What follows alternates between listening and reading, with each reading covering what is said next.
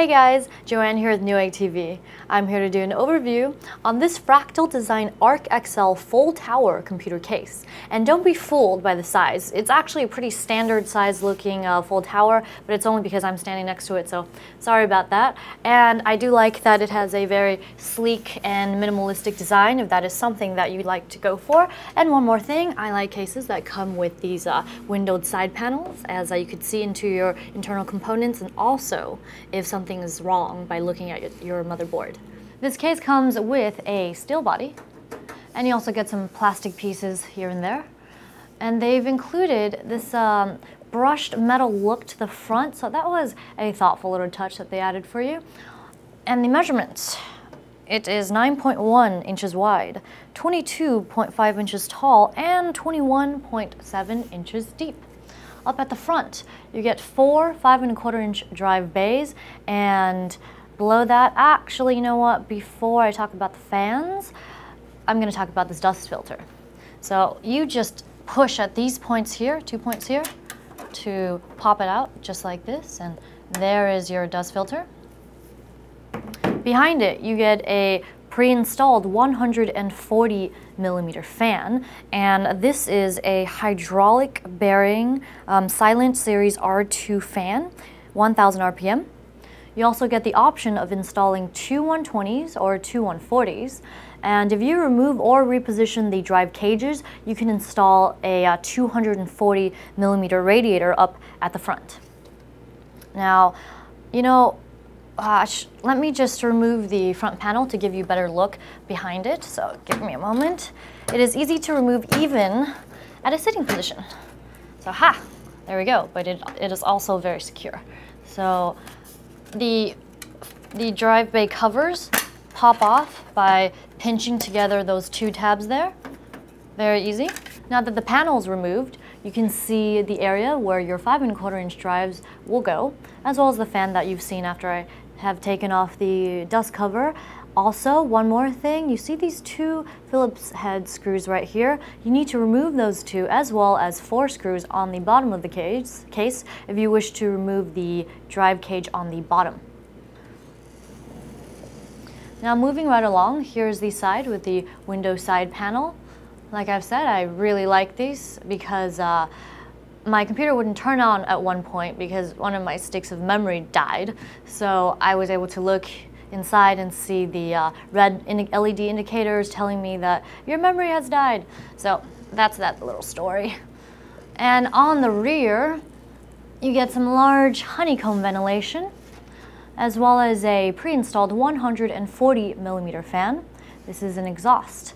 And also down here you get a bottom power supply mount, 9 expansion slots, and the knockout for your input-output shield on your motherboard. Also, if you don't wish to have a 140mm, you can also install a 120mm fan. There's also a dust filter on the bottom. At the top of the case, we'll start along this edge. On this side, we have your 3-speed fan controller for 3 fans, so you can plug in the 3 included fans in the case in there, or whichever fan you wish to plug in. And as you can see, it says, I believe, 5 volt, 7 volt, and 12 volt. I like this because it gives you a more accurate idea of the rate at which it's spinning instead of the high, medium, low that I generally see on cases. And next to that, headphone microphone jacks, also power button that comes with a blue LED, tiny reset button. You get your 2 USB 3 ports, 2 USB 2 ports, essential of course, and yeah, plenty of mesh ventilation up here at the top. It's like this whole area, and it's very easy to remove this top piece here. Just take off these 2 thumb screws. It's a latch hook mechanism, so just push and it will come right off. Nice dust filter in there too. So here are the mounting points. It comes pre-installed with a 140mm fan, just like the front fan and the rear exhaust. This is a top exhaust. It's also a hydraulic bearing Silent Series R2 fan at 1000 RPM. However, you do get the option to mount 3 120s or 3 140mm fans, which means in this particular case, you can install radiators that are 240mm long, 280mm long, or a 360mm slim radiator. So those are your options. I won't bother putting that back for now. Let's move along to the bottom. On the bottom, you get some raised feet with rather thick rubber pieces here to help reduce the vibration as well as to improve airflow with the height. And you get plenty more honeycomb ventilation here. This is for where your power supply sits, and this is a mount for a 120 or 140mm fan. Now let's take a look at the right side of the case. Go ahead and remove these thumb screws. It comes off very easily. It's very heavy too. Nice metal construction. Yep. So on the inside, you get a large cutout for your aftermarket heatsink, rolled edges. Once again, I really like that, so I don't end up cutting myself when I'm working on the components. So what else? You get two 2.5-inch, or it just says best for SSDs mounts, so you can mount one here and mount one here behind the motherboard tray. Very useful places for it. You also get lots of rubber grommets to thread your cables through, and I like that these are thicker, better qualities, because I've seen some flimsy ones, and sometimes if you just like poke it or touch it, it'll just fall right out, which is just horrible. And you also get 26mm of space behind the motherboard tray for routing all of those cables. They've tied down these cables that are included with the case for you already. And up here, it's your Molex for power, as well as 3 fan headers, so you can go ahead and plug in the fans for the fan controller up at the top. I mean, the switch is up at the top. And here is the 3-pin connector for the front 140. And in here, I could probably take it out this way, we have a bag of your accessories. So we might as well take a look at it here since I have it. Give me a moment to open this box. So inside, well, I also like that on this side of the box it tells you what each individual part looks like, the screws, and what it's used for. So inside this bag, they've included some cable ties for you, as well as, oh, I guess it's also individually labeled, and this one even has a picture of screws to secure your hard drives, and various other mounting screws. You get a bunch here. You can go ahead and look at exactly what their functions are when you get the chance. And here are the motherboard standoffs, as well as some thumb screws. Finally, now for the inside of the case. Whoa. There we go. Each of these side panels are really quite nice, heavy metal quality to it. And this entire case actually weighs about 30 pounds, and that's about as much as I want my case to weigh, because once I install everything, it'll be a lot heavier, and would not want to move it around. So on the inside, here's your rear exhaust 140 with its 3-pin connector. Let me just tilt this real quick. That's your top 140 exhaust with its, there it is, 3-pin connector. Really stretching here.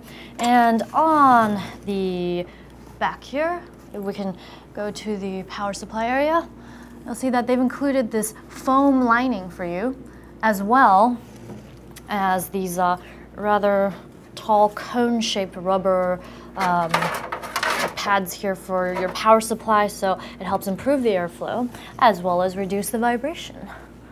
Now, as for motherboard compatibility, this case is compatible with ATX, Micro ATX, Mini ATX, eATX, and XL ATX motherboards. And I believe that's it for that section. Down here we have some front panel connectors. This is your 20-pin USB 3.0 header. You should get a USB 2.0 connector as well. Audio, HD audio. And of course, your power reset and LEDs. So to the right, you get the area for your 5 1/4-inch drives, as well as your 2 hard drive cages. So this is the top one, which is a lot easier to remove because you just need to take off these 2 thumb screws here. So I'm just gonna use this screwdriver as it is much faster. Then, okay. Ah, it fell in there. Okay. So once those 2 are removed, it just slides out easy as pie. That is just lovely. I hate it when it's just stuck in there and I'm just like, oh, I cannot get it out. All right, now for the bottom one, remember what I said, you have to remove those 2 screws and the screws on the bottom, but you know what? I might as well take it out for you so you have an idea of what this looks like without it. I've already removed the top cage, as you saw earlier. And before I take off this bottom one, I like to go over the trays. So you get 8 drive sleds. That means you can install up to 8 3.5-inch drives. You also get mounting points for 2.5-inch drives for all of them, as well as the 2 2.5-inch drive mounts on the the back of the motherboard tray. So that gives you 10 options to install 2.5-inch drives and 8 for 3.5-inch. And oh yeah, why did I put this back? One more thing, these are also made of metal, as well as these rubber padding here to help reduce the level of vibration that you'd get. So I've removed the 4 Phillips head screws on the bottom of this bottom cage, as well as the 2 at the front. So it just comes off just like this, ta-da! All right, so one more thing before I wrap up this video is the clearance. I'm sure you'd like to know that.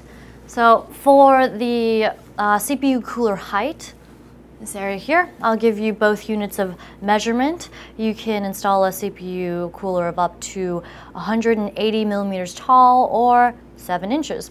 Now for the power supply, you can install one up to 190 millimeters deep or 7.4 inches. And one last thing, the video card, which is very important. So with the top hard drive cage installed, you can install a video card of up to 330 millimeters long or 12.9 inches. Now without the top cage, you can install one up to 480 millimeters or 18.8 inches. So there was one more thing.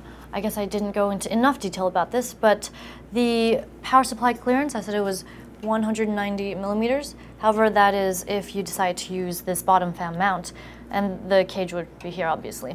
So if you decide not to use this fan mount, you can of course install a power supply that is much longer, up to 345 millimeters deep or 13.5 inches. That wraps up our overview on this Fractal Design Arc XL full tower computer case. I'm Joanne, and if you enjoyed this video, be sure to subscribe to our Newegg YouTube channel.